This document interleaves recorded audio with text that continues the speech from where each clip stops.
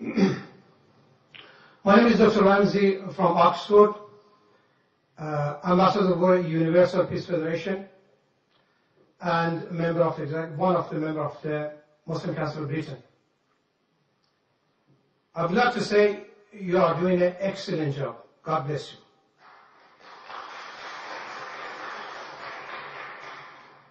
Now my question, Dr. Zakir Naik, in your opinion, is Islamophobia a real phenomenon? And if so, how do you suggest it can be tackled? Does the responsibility lies with the Muslim community, or should Western society be doing more to breach this barrier of fear? I'm talking about the fear. All phobias are fear of unknown. Thank you.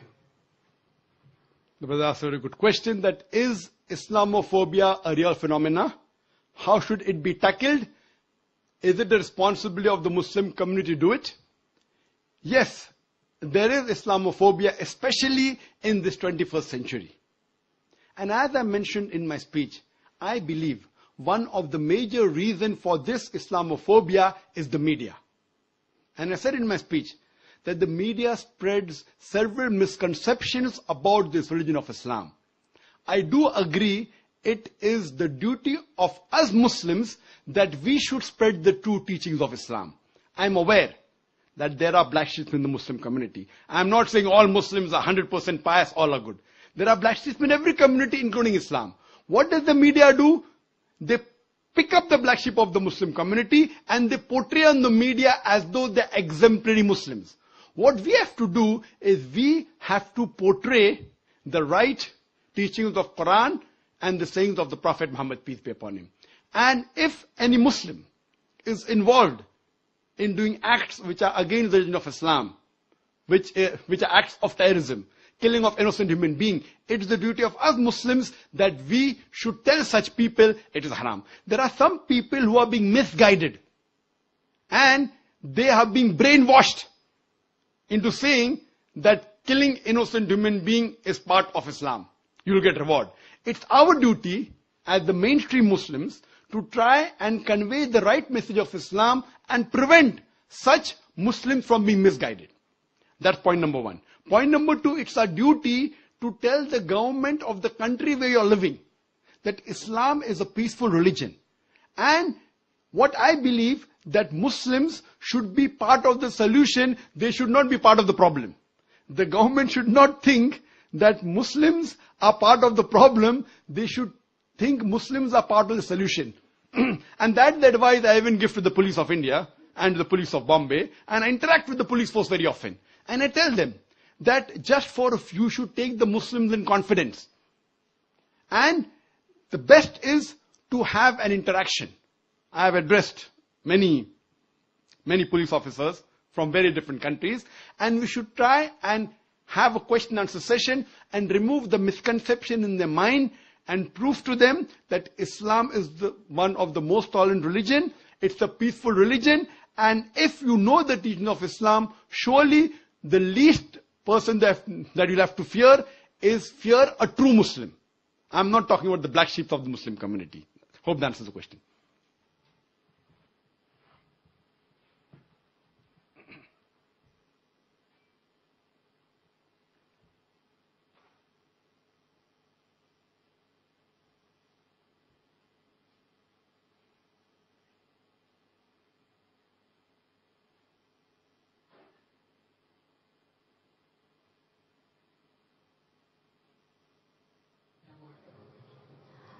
Dr. Naik, I'm Yasmin, I'm a student at the university, and my question is sort of related to the last question.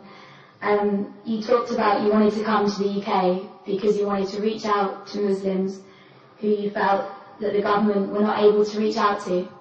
And I wondered why, in your opinion, you felt that the government were failing in this way to reach out to Muslims in Britain.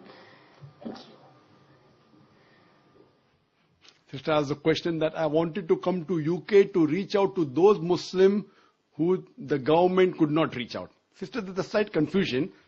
I said Charles Farr, the Director General of the Office of Security and Counter-Terrorism felt that I could reach out to those Muslims who the government could not reach out to. He felt that, not me.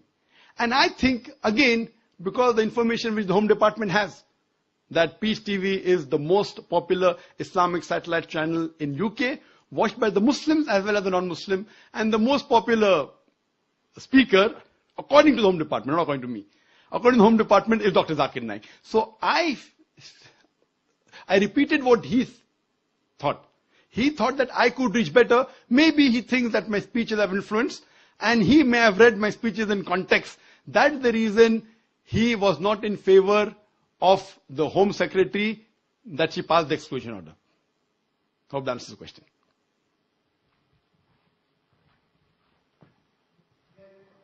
Do you think that he has a point? Do you think that, in some sense, the government are failing to reach out to Muslims? Yes. If you ask my opinion, that do I agree with the thoughts of Charles Farr that the government is failing out? Yes, I do agree with him. I do agree because, as I said in my earlier answer, that the government should not think that Muslims are part of the problem. The government should think that Muslims are part of the solution. Because a Muslim, there are many Muslims who are British citizens, and it's the duty of every Muslim to follow all the laws of the country staying in, as long as the law does not force him to do something which is prohibited in the religion or prevents him from doing something which is compulsory in religion. As far as India is concerned, I do not know of any rule or any law in the constitution which forces a Muslim in India to do something which is prohibited. Neither does it prevent me from doing something which is compulsory. So I am a practicing Muslim and I'm proud to be an Indian. So I'm proud to be an Indian Muslim. Similarly, there are many Britishers who I feel may be feeling the same. They may be Muslims and they may be following the laws of the country, so they're British Muslims. So I feel that the government should take in confidence, and what they should do, that they should see to it that this maligning by the media should stop. And the best example is myself. I mean, there are 100 million viewers of Peace TV. And there are millions of people who tell that I am the ambassador for peace. They say I'm a peaceful person. There are many heads of states of several foreign countries, many. They have called me as the state guest. So do you mean to say all these state guests of several countries, the president, the prime minister, the king, the sheikh, they meet me, they have dinner with me. Do you mean to say they're meeting a person who is promoting terrorism? A person who spreads hate? So what I'm saying, that this is all again manipulated by the media. So the government should not fall prey to the media and take any decision hastily. What they should do, they should give a chance for the person to clarify. And then I'm sure that most of the misconception will be removed, and I'm sure that UK would be a more peaceful country to live in. Hope that answers the question.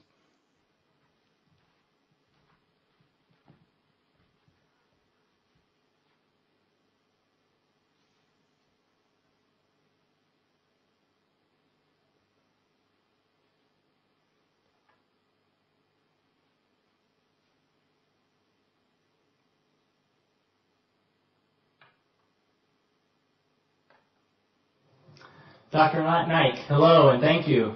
My name is John. I'm a doctoral student here at Oxford, and I'm from the USA. My question has to do with persecution, specifically how former Muslims are sometimes killed if they have chosen to leave Islam, deciding that another religion is more true. For example, my girlfriend is Turkish and she lives in Turkey. She used to be Muslim, but decided to become a Christian after understanding Jesus in a new way, as God made flesh. She has had fears in the past that she may be harmed or even killed for her decision. In light of the recent attention to this matter in Pakistan with Miss Bibi and the blasphemy laws, my question is this: what are you doing, or what do you plan to do, to educate Muslims that if someone chooses to leave Islam, that person should not be killed?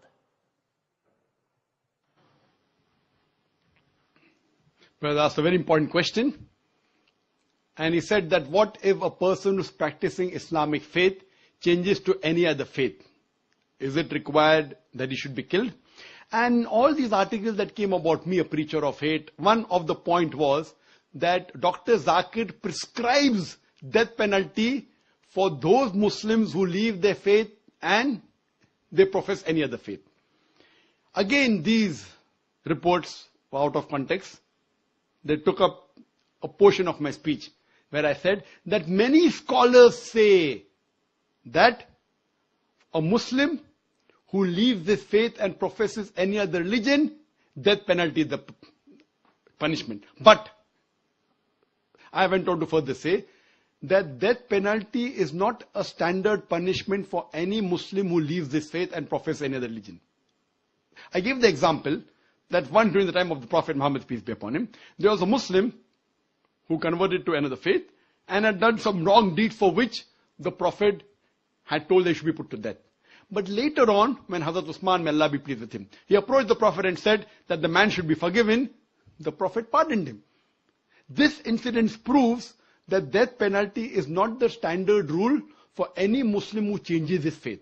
If he does some act which requires to be punished by death, depending upon the act he has done. But according to Islam and according to Prophet Muhammad, peace be upon him, according to me, death penalty is not the standard rule for any Muslim who changes his faith and professes any other religion. And that's what I've told in my talks. But unfortunately what they do, they pick up a portion of my speech from the YouTube and they show it to the Home Secretary and the Home Secretary believes it. What you have to see is in context. I'll give one more example I'd like to give. That the moment I was banned in UK, I was supposed to travel to Toronto, Canada. Immediately when the ban was effected, even my visa for Canada was cancelled.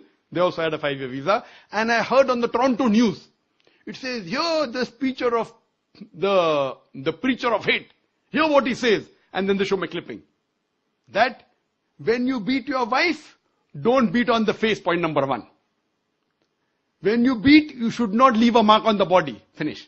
Now they are showing a clipping, a portion of my answer. Anyone who hears these two statements, when you beat your wife, don't beat on the face. When you beat, you do not leave a mark on the body. A person will think that Zakir is showing how to beat your wife without leaving a mark. It was a portion of my answer when a non-Muslim asked the question that doesn't the Quran say that you should beat your wife? And I said the Quran says in Surah Nisa, chapter number 4, verse number 34. It says that when your wife is disloyal to you, first you admonish her. Point number 1. Admonish her first. Then you stop talking to her. Then stop sharing her bed. Then you can beat her lightly. The Arabic word is daraba. And when someone asked Ibn Abbas, may Allah be pleased with him, the companion of the Prophet, he said it means like beating with a toothbrush. And further the commentary says, so the Prophet said, when you beat your wife, you should not beat on the face, point number 1. Beat her in such a way that there's no mark left on the body. So this part was shown, and I continued. Islam and Quran never suggest wife bashing. It means you should beat with the toothbrush lightly. In modern terminology, I said beating with a handkerchief. Just a symbolic beating. Such that you don't beat on the face, even the symbolic beating, and don't beat in a way in which there's no mark left on the body. That means it's an admonition. It's just a symbolic beating. So they cut off all the portion and show only 2 sentences of mine, and they promote that Zakir is a person who's against women. So these things were also done regarding the death penalty for a person who changes the faith from Islam. But as I told you, in Islam, the standard rule is not death penalty for a Muslim who changes his faith to any other religion. Hope that answers the question.